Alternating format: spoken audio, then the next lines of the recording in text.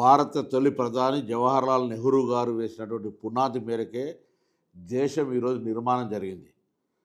ఆనాడు స్వతంత్రం వచ్చినాడు ఆహార ధాన్యాల కొరత, గుండు పిన్ను తయారు చేసే వ్యవస్థ లేని దేశాన్ని ప్రపంచ దేశాలతో పోటీ పడే విధంగా ముందు చూపుతోటి అభివృద్ధి చేసినటువంటి వ్యక్తి నెహ్రూ గారు.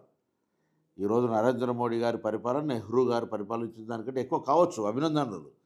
కానీ నెహ్రూ గారు చూపెట్టినటువంటి మార్గము వలన ఆనాడు ఏర్పాటు చేసినటువంటి విద్య, వైద్య సంస్థలు, ప్రాజెక్టుల నిర్మాణం వల్ల ఈ దేశం ఇంత పురోగతి చెందింది.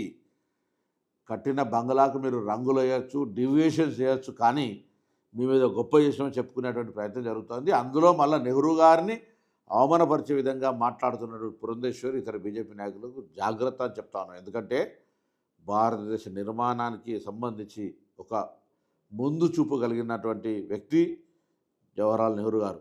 వారి ముందు చూపు వల్ల ఈరోజు 100 దేశాల్లో మరి సీఈఓలు మన భారతీయులు ఉన్నారంటే కానీ, ఈరోజు మన యొక్క ఆహార ధాన్యాలు బయటి దేశానికి ఎగుమతి అవుతున్నాయి. కానీ ఇక్కడ ఉద్యోగ అంశాలు నవరత్న కంపెనీలు కావచ్చు, ఇతరత్ర పెట్టి ఉద్యోగ సమస్యను పరిష్కరించడం కానీ, పారిశ్రామిక రంగంగా ఆ విధంగా ఈరోజు దేశం స్వయం సమృద్ధిగా ఎదగడానికి నెహ్రూ గారే కారణం.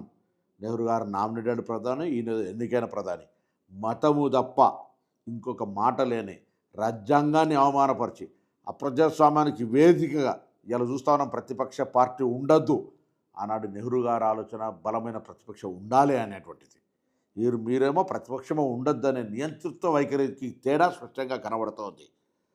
రాష్ట్రాల్లో ఉన్నటువంటి ప్రాంతీయ పార్టీలు లేదా ఇతర పార్టీలను ఏ విధంగా మీరు మింగేస్తూ ఉన్నారో మీ మిత్రపక్షాలతో సహా అనేక సంఘటనల నిదర్శనం.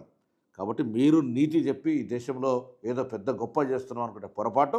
ఈరోజు నెహ్రూ గారి పరిపాలన యొక్క బీజాలే ఈ దేశ అభివృద్ధికి సంబంధించినటువంటి కారణాలు అనే మాటను మరొక్కసారి తెలియజేస్తూ, నెహ్రూ గారు లేని చరిత్ర భారతదేశ చరిత్ర కాదు.